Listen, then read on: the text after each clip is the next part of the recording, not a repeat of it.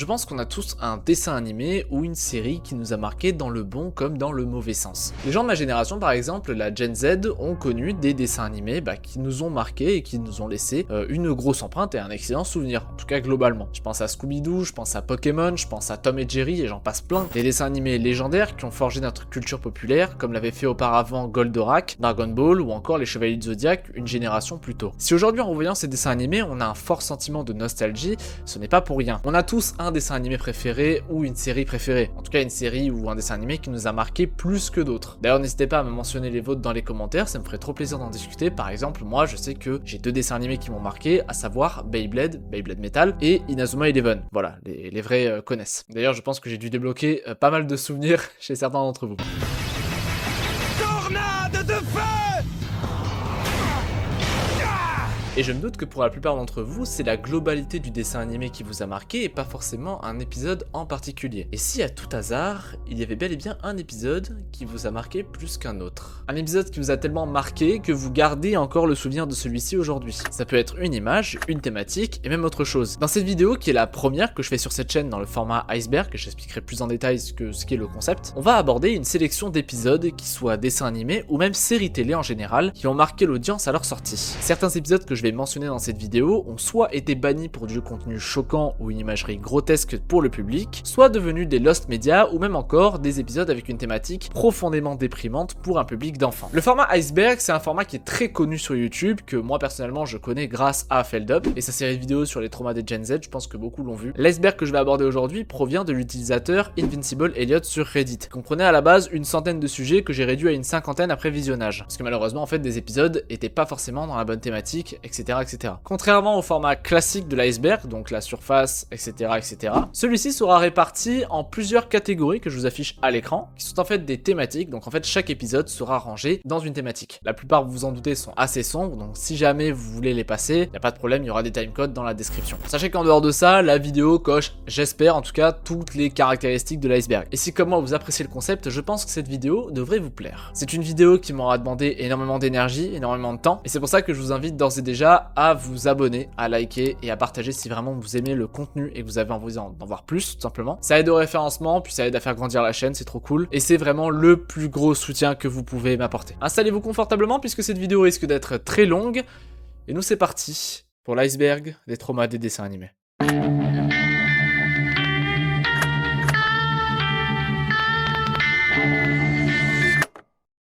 Images dérangeantes et effrayantes. Cette première partie de l'iceberg se concentrera surtout sur des épisodes qui nous ont marqués via des images assez choquantes et dérangeantes, et qui ont de près ou de loin un aspect purement horrifique et terrifiant pour le jeune public. SpongeBob SquarePants, I Was a Teenage Gary. Bob l'éponge est un dessin animé qui nous a tous marqués étant plus jeunes, et qui marque encore les générations actuelles. On peut même dire d'ailleurs sans hésiter que c'est un dessin animé intergénérationnel. Dans un épisode de la saison 1 intitulé I Was a Teenage Gary, Carlo est supposé veiller sur Gary, l'escargot de Bob pendant son absence.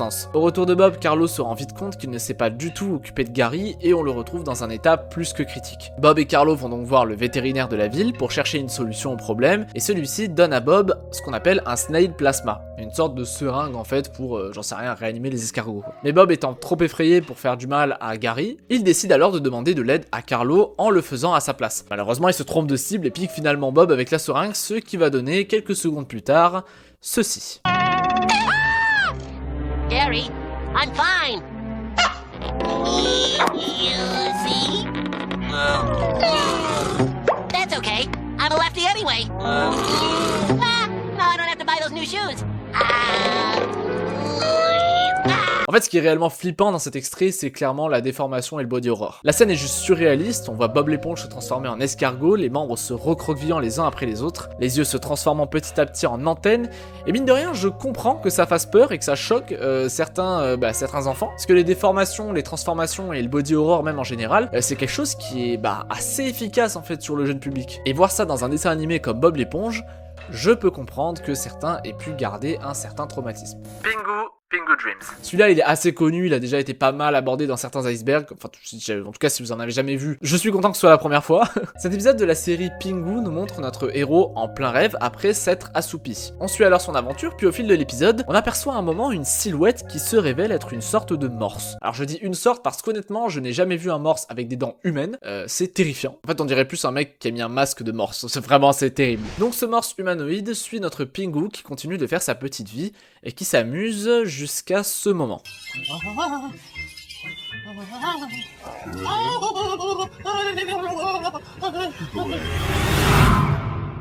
Ok, remettons dans le contexte. Pingu est une série d'animation destinée à la base aux enfants de minimum 3 ans. 3 ans. Et dans une série d'enfants en bas âge, ils décident de mettre cette chose qui est littéralement un screamer. Voilà, faut le dire, c'est pour les enfants, c'est un screamer. Cet épisode a créé derrière une grosse polémique et a même été retiré de l'antenne britannique en 2003 suite à de nombreuses plaintes de certains parents, trouvant ça bien trop choquant pour le jeune public et c'est compréhensible. Et honnêtement, je peux comprendre, il y a qu'à voir la tronche du morse pour se faire un avis. Cat Dog, Teeth for Two. Diffusé pour la première fois en 1998, Cat Dog est une série d'animation à but humoristique. Je précise humoristique. Où nous suivons les aventures d'un chat et d'un chien qui partagent le même corps. Le dessin animé a tout de même été diffusé pendant un total de 4 saisons et 68 épisodes, et des retours que j'ai pu lire, c'est un dessin animé qui cartonnait à l'époque. Apparemment, la série a d'ailleurs été diffusée sur Nickelodeon et Canal J durant la période de 99 à 2006 en France, mais bizarrement, j'en ai aucun souvenir. Dites-moi si vous avez le souvenir de chat et chien, du coup c'est le nom en français. Cependant, la série contient quelques épisodes assez controversés comme Meet Dog's Friends que je vais pas aborder dans cette vidéo mais qui aurait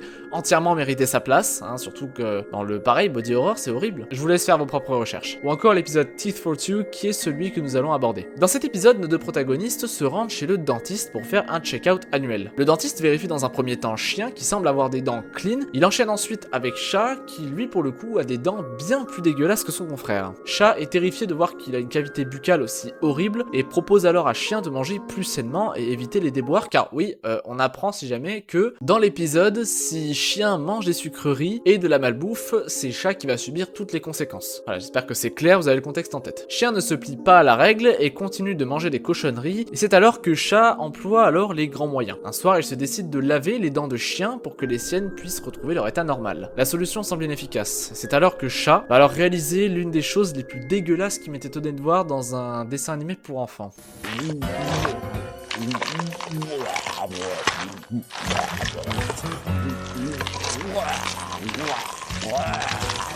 L'image est horrible. Chat qui rentre à l'intérieur de chien, ressortant par sa bouche, ensanglanté et complètement inversé, qui tente d'éliminer toute la malbouffe de l'intérieur. L'image est graphique, explicite et clairement inadaptée pour un jeune public. C'est une scène qui, encore aujourd'hui, traumatise un paquet d'enfants. Et je vous avoue que même moi, en tant qu'adulte, la première fois que j'ai vu cette scène, ça a été, assez surprenant. The Simpsons, Treehouse of Horror. Tout le monde connaît les Simpsons, série animée légendaire, mondialement connue, des centaines d'épisodes, tout ça, et une diffusion qui date maintenant de plus d'une trentaine d'années. Je tiens à clapper parce que c'est très honorable. La série est principalement connue pour son humour et ses personnages emblématiques, mais dans ce lot d'épisodes iconiques, on retrouve une série d'épisodes appelés des Treehouse of Horror. Des épisodes plus d'épouvante, notamment diffusés sur la période d'Halloween. Ces épisodes-là sont volontairement plus sombres et plus malsains pour coller à l'ambiance terrifiante de la période de diffusion. Ils sont également fortement inspirés de films d'horreur et de séries d'Halloween comme Ça, L'Exorciste ou encore Poltergeist. Seulement les Simpsons ça reste un dessin animé pour enfants, donc c'est assez rare de voir des choses considérées comme trash, comme des décapitations ou encore des meurtres. Mr. Mitty, Mouche Master P. Mr. Mitty est une sitcom américaine diffusée entre 2006 et 2009 et compte un total de 2 saisons. On y suit les aventures de Josh Redgrove et Parker Dinkelman, deux amis qui travaillent dans un fast-food appelé Mr. Mitty. Ils sont habitués à faire les 400 coups ensemble et ça nous donne du coup des épisodes assez animés. Tout en rajoutant d'ailleurs beaucoup d'humour et beaucoup de satire. Dans l'épisode Mouche Master P, Parker est affamé et décide de taper un croc dans le sandwich de Josh. Son collègue le met au défi d'aller manger les sandwichs de personnes au hasard dans le centre commercial, ce que Parker va faire. Il s'exécute, mangeant tout ce qui lui passe sous le nez avant de revenir dans le snack pour y retrouver Josh. Parker aperçoit alors un sandwich qui a clairement une sale tronche. Sauf que vous vous doutez bien qu'avec la tronche du burger, celui-ci était tout sauf comestible et s'avère être totalement pourri. Parker se sent pas bien et commence à manger de plus en plus et les deux vont même découvrir qu'un ver se balade dans l'estomac de Parker. Josh a alors une idée, faire sortir le ver de force. Et je vous laisse avec la suite. Gotcha. Oh, she's a fighter. Oh, I'm reeling you in. Oh, yeah, come on. Come on, baby. Oh, she'll get tired. Don't worry, Parker. Yeah.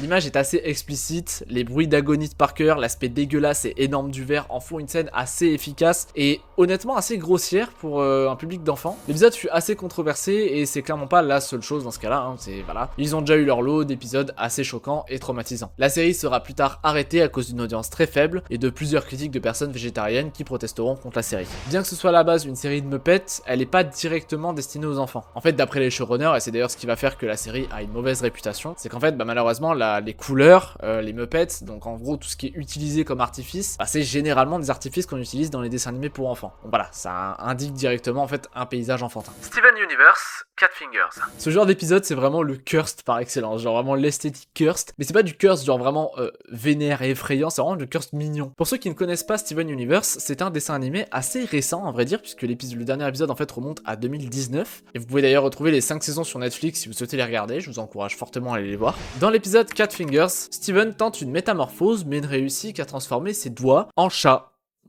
Bon, comme l'intitulé de l'épisode finalement. Vous l'avez compris, de toute façon, rien qu'au synopsis, ça va dans tous les sens. Au fil de l'épisode, la transformation de Steven va s'accentuer, se transformant petit à petit en une créature vraiment bizarre et difforme. C'est peut-être vraiment la vraie chose horrifique de cet épisode. Un peu à l'image d'Akira, hein, quand je parlais des body horror, c'est vraiment ça comme exemple. Et ça reste quand même une scène assez impressionnante pour un jeune public. Même si ça reste, des chats. Donald Duck, Der Führer's Face. Je pense que vous l'avez compris rien qu'au titre, mais cet épisode est sujet à d'énormes controverses. Der Führer's Face sera la seule exception de cet iceberg puisque ce n'est pas un épisode, mais bien un film. Certes, celui-ci dure 8 minutes, ce qui en fait donc un court-métrage plus qu'autre chose, mais il n'en reste pas moins qu'un film. Celui-ci est sorti en 1943, en pleine Deuxième Guerre mondiale, et se veut comme une critique et une caricature du Troisième Reich, et par conséquent un film propagande pour les États-Unis. Dans l'idée, le film n'a rien de choquant à proprement parler, il critique vulgairement le régime en place à ce moment-là, et ce qui en fait aujourd'hui un film assez culte, c'est la figure principale utilisée, à savoir Donald Duck. Donald, à ce moment-là, c'est un personnage très important de l'univers Disney, et à l'époque, voir un personnage comme le sien être au centre d'un film propagande, c'est assez étonnant de la part de Disney. L'œuvre recevra tout de même un Oscar du meilleur film d'animation,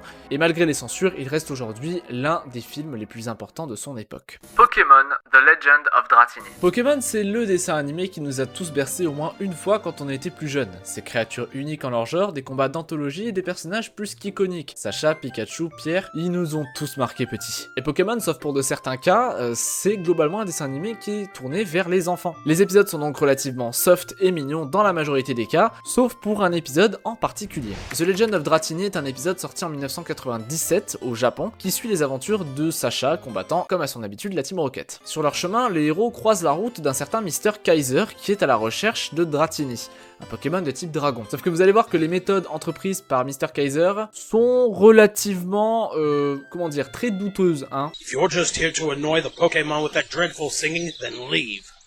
We're here to catch the Pokémon!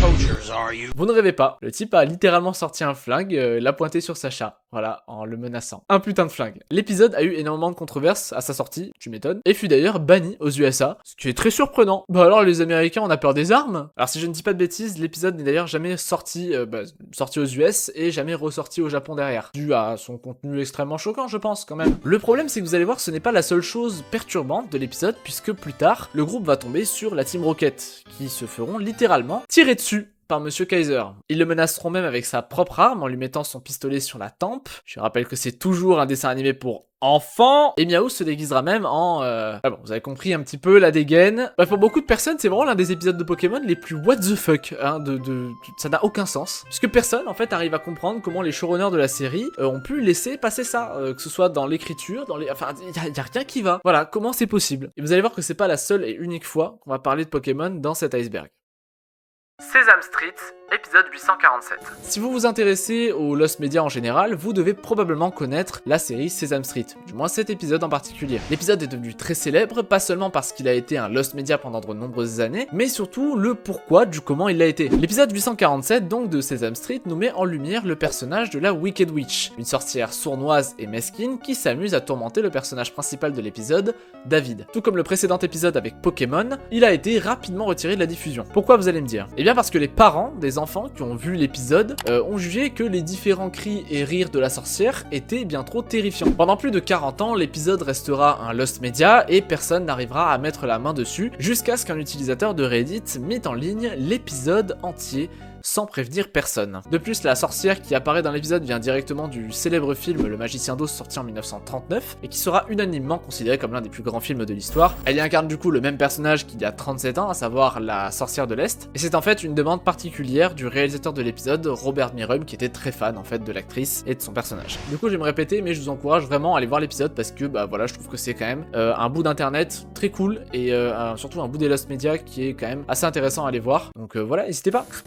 SpongeBob in Random Land. Cet épisode de Bob l'éponge, je le connaissais pas avant de faire mes recherches pour cet iceberg, et j'avoue que ça a été une giga surprise. Dans cet épisode, SpongeBob in Random Land, on y retrouve Bob et Carlo dans un endroit appelé Random Land, qui comme son nom l'indique est un endroit aux formes et aux événements totalement aléatoires. Ils y sont de base en mission pour Mr. Krabs, et vont à un moment dans l'épisode se retrouver face à différentes portes qui vont apparaître. Carlo est désigné pour être la personne qui va ouvrir ces portes, et découvre donc des versions alternatives de lui-même, toutes très dérangeantes d'ailleurs. Il en ouvre plusieurs jusqu'à tomber sur une, et en l'ouvrant il découvre que la porte donne sur une chambre vide. Celle-ci est dans le noir, quand soudain... ce visage terrifiant apparaît. Les habitués de Creepypasta auront reconnu la référence. Cette version de Carlo est en fait une référence directe à la Creepypasta Squidward Side, Waouh, super. Le de Carlo, qui viendrait dans les grandes lignes d'un épisode banni de Bob l'éponge qui s'appellerait Red Mist, où on verrait Carlo avoir une sévère dépression, le conduisant à se donner la mort à la fin. On y découvre alors un Carlo avec les yeux rouges ensanglantés, le regard vide et semblant être tout simplement mort. Rassurez-vous, c'est une creepypasta, rien n'est vrai, voilà, l'épisode n'est pas réel. Cependant, l'apparition dans l'épisode de Bob l'éponge, bah celle-là elle est bien réelle. Comme je vous l'ai dit plus tôt, c'est une référence directe à cette célèbre creepypasta, et d'ailleurs elle sera vite remplacée à cause du fait que l'image en elle-même est quand même assez angoissante pour un public d'enfants, et même considérée d'ailleurs comme un screamer pour certains, ce qui est en soi très logique. Codename Kids Next Door, Operation Pink Eye. Revenons à du pur trauma bien cursed, avec un dessin animé appelé Codename Kids Next Door. C'est un dessin animé diffusé entre 2002 et 2008 sur Cartoon Network, et qui met en scène différents groupes d'enfants se battant contre des adolescents et adultes voulant contrôler le monde à l'aide de technologies. Et pour rester anonyme, en fait, ils utiliseront différents noms de code, et tous ces groupes feront partie de la même structure, l'organisation Kids Next Door. Durant l'épisode Operation Pink Eye, sorti en 2004, OG alias Number 2, j'adore les noms, ça me fume. Non, c'est même pas Number 2. OG alias Number 2 enquête sur une épidémie de conjonctivite dans son école. En avançant dans l'épisode, il découvre que cette épidémie vient en fait d'un crumble aux pommes créé par l'infirmière Claiborne, ancienne infirmière en fait de l'école où sont les Kids Next Door. Sauf qu'en entrant dans une salle, OG découvre que ces fameux crumbles sont faits à partir d'œufs broyés par ce qu'on appelle le Pink Eye, cette fameuse conjonctivite que l'infirmière transformera pour l'incorporer dans son crumble. L'image est profondément dégueulasse, on y voit des enfants se faire littéralement arracher les yeux pour être transformés en dessert derrière. L'épisode, qui était déjà pourtant très sombre dans sa globalité, se rajoute un côté malsain et dérangeant, avec ce final qui en a traumatisé plus d'un, de ce que j'ai pu voir d'ailleurs de divers commentaires. Pokémon Cyber Soldier Porygon. Probablement l'un des épisodes les plus tristement célèbres de la série. Un épisode qui reste quand même très connu si vous vous intéressez aux épisodes bannis des dessins animés, pas pour un screamer ou une thématique particulière, mais bien pour une scène. Et du coup vous allez me dire pourquoi est-ce que cet épisode est aussi mal vu? Eh bien parce qu'il a littéralement créé une centaine de crises d'épilepsie chez une centaine d'enfants au Japon. An investigation is underway in Japan into why more than 600 children suffered from convulsions and vomiting after watching a television cartoon program. À cause de ce truc. Je vous mets bien sûr l'épisode au ralenti pour éviter tous les soucis, mais en gros ce sont des flashs bleus et rouges extrêmement rapides. L'épisode n'est sorti qu'au Japon, il n'y a jamais eu de sortie en fait à l'international, à cause de cette scène en particulier, et d'ailleurs l'épisode a été retiré de la diffusion vraiment dans la foulée, quoi. Courage the Cowardly Dog, Courage in the Big Stinking City. Courage le chien froussard, c'est un dessin animé qu'on va enfin aborder dans cet iceberg, et en plus avec un épisode assez surprenant et traumatisant, vous allez voir. Puisqu'à l'instar de l'épisode avec le Squidward Suicide, c'est un épisode qui contient également un screamer. Dans cet épisode, Courage se retrouve à un moment dans une maison abandonnée où il est à la recherche de quelque chose et se met donc à ouvrir chacune des portes pour chercher de l'aide et du réconfort. Malheureusement, il a la malchance de tomber à chaque fois sur un monstre absolument abominable. Il continue son bout de chemin avant d'ouvrir une énième porte et il voit cette fois-ci une jeune fille de dos semblant jouer du violon. Courage est enfin rassuré et essaye de communiquer avec elle quand soudain...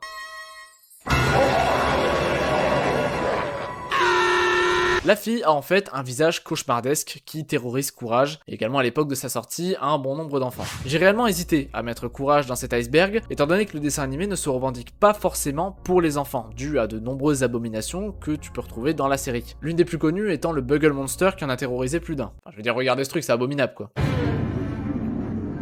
Mais ça reste quand même l'un des dessins animés phares de sa génération, et la majorité des gens en gardent quand même un excellent souvenir. Nous voilà donc à la fin de cette première partie. J'espère que vous êtes quand même toujours là et que vous n'avez pas quitté la vidéo, s'il vous plaît. Parce que vous allez voir que de toute manière, plus on va avancer dans l'iceberg, plus on va descendre, plus les épisodes seront dérangeants et sombres. Désespoir et dépression. Vous l'avez compris ou non, on va aborder cette fois-ci des thématiques, donc des thématiques bien précises, et on va commencer avec quelque chose voilà, d'assez peu joyeux. De toute façon, vous allez voir que même les prochaines, elles seront pas très joyeuses quoi. On va parler de sujets plutôt explicites et subtils pour certains, tels que la dépression ou même les états dépressifs et de désespoir en général. C'est des sujets, comme pour beaucoup d'ailleurs, pour les prochains, sont assez durs, donc si jamais vous êtes, comment dire, sensible par rapport à ça, n'hésitez pas d'ailleurs à skip, voilà, vous avez le timecode comme j'ai dit dans la description, et vous en avez même un qui s'affiche là, vous forcez pas à regarder si jamais vous voyez que c'est trop compliqué. Et j'insiste vraiment là-dessus, j'ai pas envie qu'on rigole avec ça. Sinon pour les autres, bienvenue, installez-vous encore une fois dans cette deuxième partie. SpongeBob SpongeHenge. Oui, je sais ce que vous allez me dire, encore Bob l'éponge. En même temps, c'est pas ma faute, ils sont tous pétés de la caisse. Dans l'épisode SpongeHenge, qui se trouve être une référence directe à Stonehenge en Angleterre, on y découvre que Bob peut attirer les méduses avec son corps, plus particulièrement avec les trous qu'il a quoi. Apparemment, c'est une mélodie que les méduses ont l'air d'aimer, puisqu'elles sont totalement en fait addictes à ça. Bon, ça commence très bien, vous allez me dire. Et ces mêmes méduses vont d'ailleurs forcer Bob à rester cloîtré chez lui pour profiter littéralement de lui. Au fil de l'épisode, elles lui monteront la tête petit à petit, d'abord contre Mr. Krabs, puis contre son ami Patrick, et après ça, elles inciteront Bob à se réfugier dans une grotte et il y restera pour de nombreuses années, devenant peu à peu complètement fou et construisant carrément des statues en pierre de lui-même avec qui discuter. Il construit ensuite des versions grandeur nature de lui-même pour que les méduses puissent continuer de profiter de sa musique. Mais Bob, se sentant de plus en plus seul, il décida de retourner en fait à Bikini Bottom pour retrouver ses amis qu'il n'a pas vus depuis, je le rappelle, des années. Seulement arrivé là-bas, tout semble désert, avec des allures de fin du monde. La ville entière a totalement disparu, y compris ses habitants. Bob est alors seul, devant errer jusqu'à sa mort sans aucun moyen de retrouver ses proches. De nombreuses théories tournent autour de cet épisode pour savoir s'il est canon avec la série ou pas. Si c'est le cas, il semblerait du coup que ce soit le dernier épisode de la série, mais encore une fois, c'est un débat et c'est compliqué de savoir des vrais du faux quoi. Il n'empêche que ça reste l'un des épisodes les plus déprimants de la série. South Park, You're Getting Old. South Park, c'est une série que je pense tout le monde connaît. Je vais pas vous faire une grosse rétrospective de ce qu'est la série, mais bon, vous avez bien compris, 328 épisodes, c'est l'une des séries les plus iconiques de l'histoire. On y suit un groupe d'enfants tous déjantés les uns que les autres qui vivent des aventures différentes à chaque épisode. Dans l'épisode intitulé You're Getting Old, on y suit Stan fêtant son 10e anniversaire. Il reçoit alors en cadeau un CD d'un groupe de musique, seulement sa mère considérant que le groupe est, je cite, merdique, elle lui confisque le CD. Stan prend alors l'initiative d'écouter en cachette l'œuvre et s'aperçoit que c'est en effet de la merde, puisque c'est littéralement des bruits de défécation. Bienvenue dans South Park. Suite à ça, il va se rendre compte que tout ce qui l'entoure, les choses qu'il aime, les choses qui le passionnaient sont en fait ringards, même ses amis commencent à devenir ringards à ses yeux, et commence à nous faire une crise existentielle. Il ira même jusqu'à voir un médecin, mais celui-ci va être très direct avec lui, et va tout simplement lui dire que c'est ça. De grandir. La fin de l'épisode, il montre Stan réfléchissant à sa vie en remettant tout ce qui l'entoure en question. L'épisode est particulier puisqu'il a ce côté extrêmement décalé de South Park où ça parle de pipi caca quoi, et à côté une morale très sérieuse avec une fin assez déprimante qui nous fait comprendre que grandir est une étape qu'il est naturel de franchir.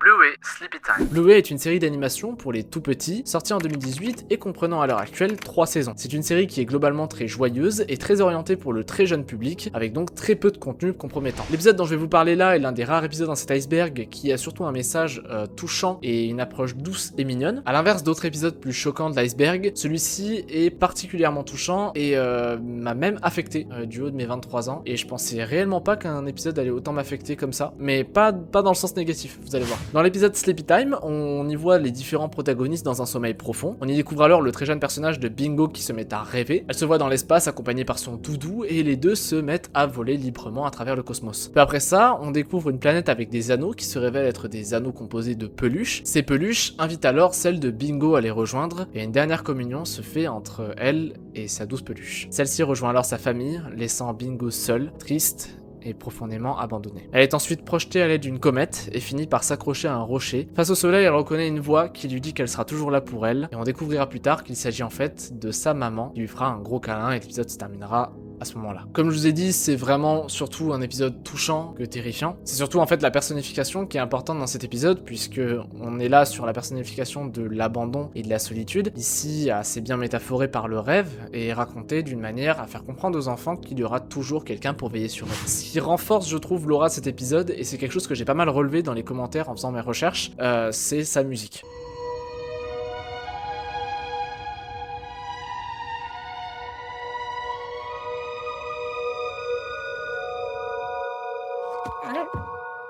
La musique fait 90% de la séquence. Les notes sont relativement douces, rassurantes et globalement reposantes, ce qui aide énormément à ce que la séquence ne soit pas vue comme quelque chose de négatif. Je vous encourage vraiment à aller voir l'épisode et à vous plonger voilà, notamment dans cette séquence parce que je trouve que c'est une séquence qui est magnifique, qui mérite le coup d'œil.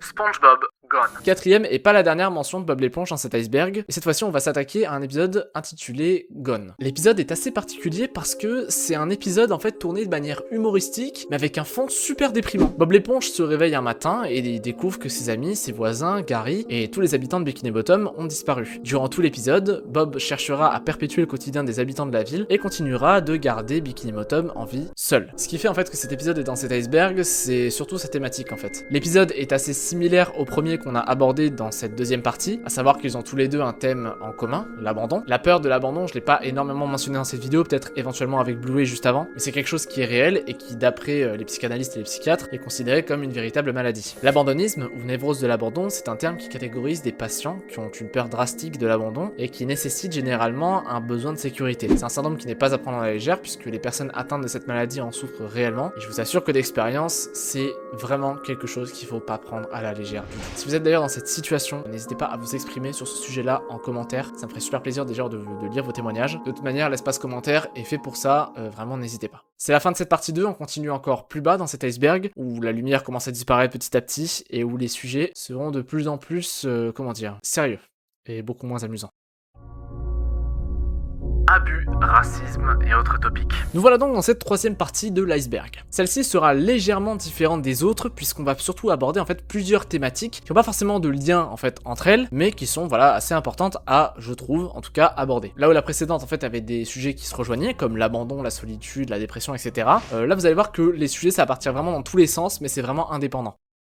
Full House, Silence is not golden. Pour ce premier sujet, on attaque un gros morceau avec la série Full House. Full House, c'est une sitcom américaine très populaire des années 90. Cette série est connue notamment pour son humour et sa légèreté. On est en plein en fait dans la mode des sitcoms américaines avec des exemples très connus comme Ma famille d'abord ou Le Prince de Bel-Air, qu'on abordera d'ailleurs plus tard dans cette vidéo. Et je pense que vous avez tous déjà vu ce générique ou même entendu ne serait-ce que la musique.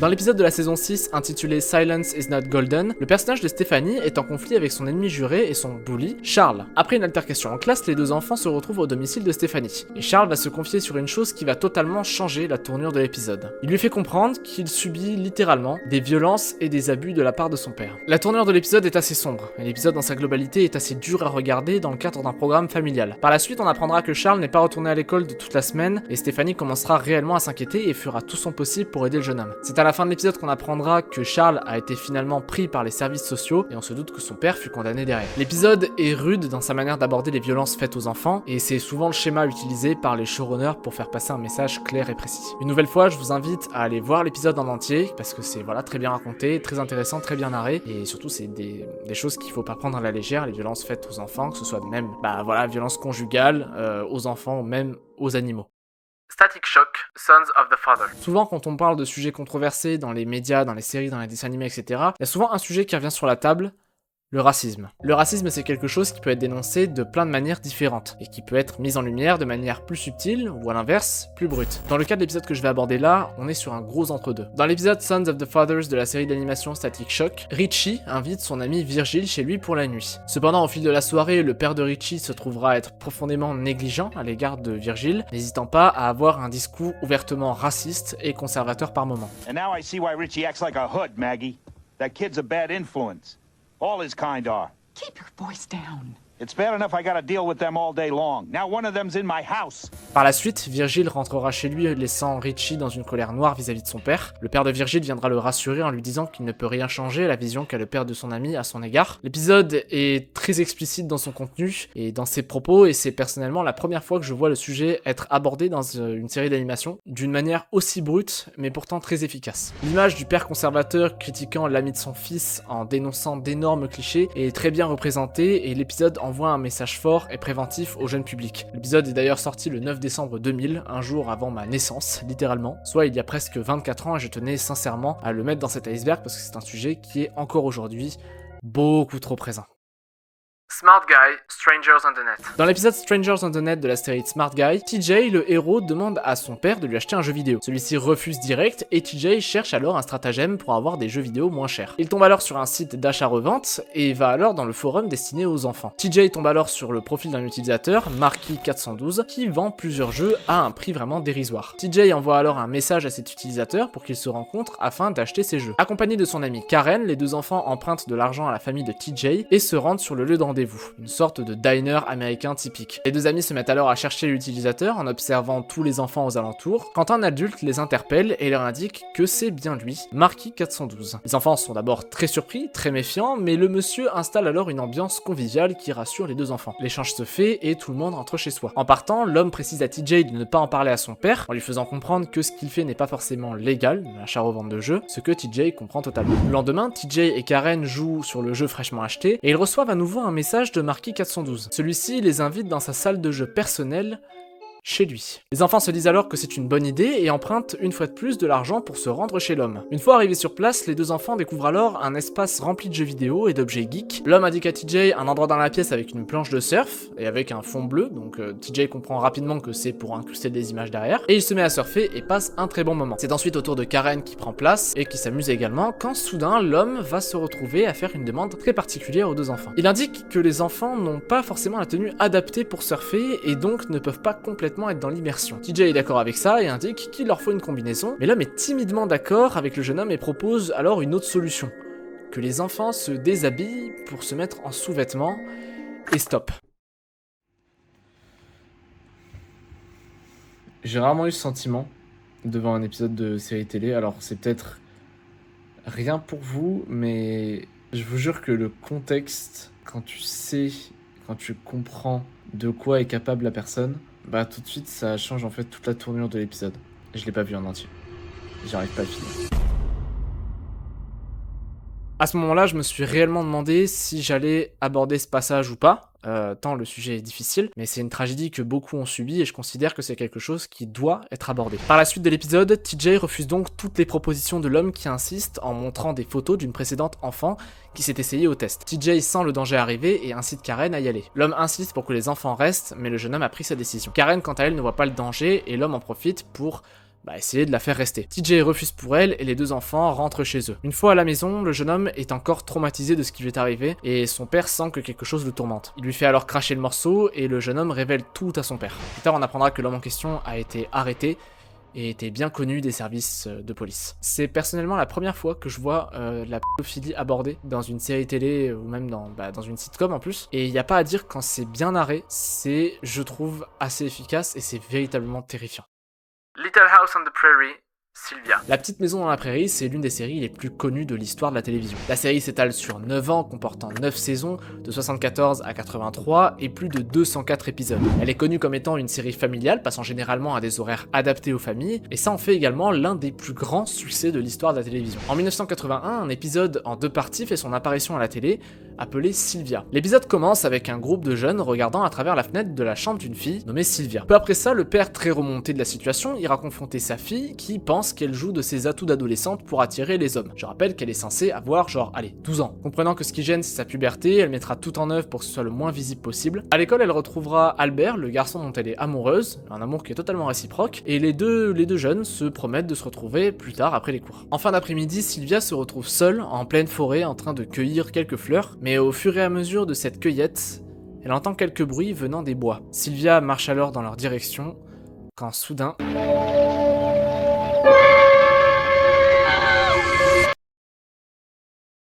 Je vous préviens tout de suite, la suite de l'épisode est particulièrement violente. Dans la soirée, les heures passent, le père de Sylvia attend toujours le retour de sa fille, quand soudain quelqu'un toque à la porte. Il ouvre et découvre sa fille dans un état catastrophique. Traumatisé, on découvre que Sylvia s'est faite sexuellement agresser dans les bois par la personne qui l'avait tentée. Le père est sous le choc, mais a une réaction assez particulière. En effet, il explique à sa fille que cette chose ne doit pas se savoir au risque d'entacher la réputation de sa famille. Dans une certaine époque, avec d'autres mœurs, au fil de l'épisode, on sent que le père protège sa fille, l'empêchant petit à petit de voir son petit copain Albert. On voit également son état se détériorer, on apprendra par la suite que Sylvia est en fait enceinte, et je pense que j'ai pas besoin de vous faire un dessin de qui elle est enceinte. L'épisode se termine sur le père de Sylvia, choqué et déboussolé par la nouvelle, qui cherche à accuser sa fille plutôt que de lui venir en aide. Cet épisode est possiblement l'épisode le plus violent que j'ai pu aborder jusqu'à présent dans cet iceberg. Certains commentaires parlent du côté cru et réel de la situation et d'à quel point à l'époque les mœurs étaient très différents d'aujourd'hui. Les pères de famille cherchaient surtout à protéger leur honneur plutôt que à protéger les membres de leur famille. Le deuxième épisode est assez soft comparé au premier. Albert retrouve Sylvia qui lui avoue tout. Son père tente de partir avec elle, mais Albert lui propose d'élever l'enfant ensemble. Les deux pères se battent, Albert propose à Sylvia qui s'est cachée de s'enfuir, il essaie d'amasser des sous pour le départ, mais au même moment, le type au masque débarque pour s'en prendre à Sylvia. Albert vient la secourir et tout se termine avec l'arrivée des deux pères qui tirent sur l'agresseur, le tuant sur le coup. Sylvia fait une grosse chute, mais reprend connaissance plus tard dans la soirée, et tout est bien qui finit bien. La deuxième partie est clairement plus sur de la fiction qu'autre chose. Le méchant meurt, l'histoire se finit bien, du moins en théorie. On ne sait même pas ce qui s'est passé avec l'enfant derrière, on ne sait pas quelles ont été les conséquences, quelles ont été la suite de l'histoire. Et dis-nous d'ailleurs qu'à la base, la fin était bien plus différente de celle-ci. Sylvia devait tomber de l'échelle mais ne devait pas y survivre, sauf que les showrunners ont changé la fin pour un happy end, pour surtout éviter qu'il y ait un scandale derrière quoi. Sylvia reste encore aujourd'hui l'un des épisodes les plus sombres de la série La Petite Maison dans la Prairie, et qui a quand même tout de même connu son lot de gros épisodes, hein. Il y a des épisodes sur la maladie, sur la mort, tout ça, mais c'est considéré comme le pire d'entre eux. Family Guy, Peter Eastman. Je pense que la plupart d'entre vous connaissent, ne serait-ce que de nom, ce qu'est Family Guy. Pour ceux qui ne savent pas ce que c'est une série d'animation américaine humoristique très proche des Simpsons dans son esthétique, qui date de 1999 et qui est encore aujourd'hui diffusée. La série suit les aventures de la famille Griffin, une famille complètement tarée qui ont tous leur caractère propre à eux. En 2010, un épisode est diffusé du nom de Peter Eastman. On y suit alors le père de la famille Griffin qui est devenu paparazzi malgré lui, après avoir pris des images d'une star contre son gré. Et la situation va vite évoluer quand sa nouvelle patronne se trouvera très tactile et très incitante à son égard au sein même de son travail. Peter ira même jusqu'à en parler à sa femme, qui lui répondra ceci. Your father was sexually harassed at work today. What? That's right. Angela grabbed my ass. So what? Peter, a woman can't sexually harass a man. Why not? I don't know, it just doesn't make any sense. I mean, guys like being touched by women. It's not harassment if you like it. But I didn't like it. Tu es un homme, ce n'est pas un problème. C'est là tout le topo de l'épisode. Peter se fait littéralement harceler sexuellement au travail et décide d'en parler à sa femme qui lui sort cette phrase. Et c'est, je trouve, un épisode assez intéressant puisque le harcèlement au travail, ça touche tout le monde, que ce soit homme ou femme. Et l'épisode aborde en plus une version différente du harcèlement sexuel au travail puisqu'il inverse les rôles entre guillemets. En effet, si on fait une grosse et très vulgaire généralité, l'homme se plaît d'avoir des femmes qui puissent leur faire des avances, des rapports sexuels, etc. Et malheureusement, pour beaucoup de gens, il en résulte que le harcèlement sexuel masculin n'existe pas. Les avances sexuelles et le harcèlement au travail, ça touche les deux côtés. Une femme comme un homme est susceptible de subir des agissements sexuels de la part des collègues ou de supérieurs au travail. J'ai personnellement choisi de le garder dans l'iceberg parce que je considère que c'est quelque chose qui existe et qui doit être également combattu en plus du harcèlement et des avances sexuelles faites aux femmes. Batman The Animated Series, Mad Love. L'une des séries les plus emblématiques de la télévision a eu son lot d'épisodes controversés également. L'épisode en particulier que je vais aborder parle d'un sujet super joyeux, les violences conjugales. L'épisode Mad Love nous met pratiquement dans la peau d'Harley Quinn. Je dis bien pratiquement parce que c'est surtout concentré sur sa vision du monde plutôt que du reste. Pour ceux qui ne connaissent pas l'histoire d'Harley Quinn, je vais vous la raconter mais c'est globalement le plot de l'épisode. Harleen Quinzel est une psychiatre qui a été chargée du Joker quand celui-ci était à l'hôpital psychiatrique d'Arkham. Il s'avère qu'au fur et à mesure des séances, elle tomba folle amoureuse de lui et devint alors Harley Quinn, une psychopathe avec un réel pet au casque si vous voyez ce que je veux dire. Dans l'épisode donc, Joker essaye d'assassiner le commissaire Gordon. Cependant, Batman débarque pour mettre fin à tous ses plans et Joker retourne alors dans son trou très frustré. Harley essaye de relaxer Joker mais celui-ci menace de la tuer si elle continue et on va s'arrêter là pour résumer parce que de toute manière c'est tout le point on va dire de l'épisode. L'épisode aborde très clairement les violences conjugales et les menaces de mort en y allant vraiment de manière crue et sans filtre. Une fois de plus on est là sur un sujet à ne surtout pas prendre à la légère puisque je vous apprends rien en vous disant que c'est trop commun dans notre société, des centaines de milliers de femmes sont touchées par ça. Donc oui, qu'on va éviter s'il vous plaît. Dinosaur, Changing Nature. La série Dinosaur est une série de Muppets diffusée entre 91 et 95. Elle est connue pour son humour, sa légèreté et sa critique de la société de consommation. En 1995 sort le dernier épisode de la série appelé Changing Nature. Le plot est assez simple, la famille principale de la série découvre qu'une catastrophe climatique est inévitable. Le ton de l'épisode est très humoristique, mais extrêmement cynique quand on connaît le vrai fond. Ils sont tous voués à disparaître, et ils le savent. La fin de l'épisode est d'autant plus dramatique, on y découvre la famille dans leur maison, dans le froid, le père s'excusant de ne pas avoir pris assez soin de la planète. Bien sûr, l'épisode entier est une métaphore du changement climatique, et bien sûr une référence directe à l'extinction des dinosaures. Je vais encore me répéter, mais je vous encourage fortement à aller voir l'épisode parce qu'il en vaut le détour. En plus de ça, c'est un sujet qui nous concerne tous, les changements climatiques, donc n'hésitez pas. Ok. On va parler là de l'un de mes épisodes préférés, toutes séries télé confondues. Fresh Prince of Bel-Air. Papa's got a brand new excuses. Je voulais terminer cette partie et cette première vidéo avec cet épisode parce que bah voilà, le sujet, je le connais bien, c'est un épisode que voilà qui me parle puisque tout simplement c'est quelque chose qui m'affecte moi personnellement, la vie sans père. C'est la première fois que je vais réellement aborder ma vie privée sur YouTube. Mais avant tout, on va juste parler de l'épisode en lui-même. La série du Prince de Bel-Air est une série américaine des années 90 qui met en scène Will, incarné par Will Smith, un jeune garçon passionné de rap qui part habiter chez son oncle et sa tante à Bel-Air, je crois en Californie, si je dis pas de bêtises. Là-bas, il lui arrivera moult mésaventures et c'est majoritairement le plot de la série. Cette série-là a eu un très grand succès dans les années 90 et c'est également celle qui lancera la carrière de Will Smith. Elle aborde des sujets assez importants comme la place des peuples afro-américains dans la société, la famille, la dépression et la peur de grandir. C'est une série donc relativement mature dans son propos et étant à la base une sitcom, les épisodes sont surtout vus à but humoristique. Dans l'épisode, on y découvre un homme qui se dit être le père de Will, qui était parti quand il était plus jeune. Will est totalement fou à l'idée de retrouver son père et les deux passent une journée incroyable ensemble. Son père lui promet même de l'emmener avec lui, mais au moment de prendre ses affaires, il constate que son père est très sur la défensive et quitte alors la maison, laissant une fois de plus son fils seul. Du moins pas totalement, puisque son oncle, joué par le regretté James Avery, essaie de le réconforter. You know what, Uncle Phil? I'm gonna get through college without him. I'm gonna get a great job without him. I'm gonna marry me a beautiful honey, and I'm gonna have me a whole bunch of kids. I'm gonna be a better father than he ever was. And I sure as hell don't need him for that, because ain't a damn thing he could ever teach me about how to love my kids.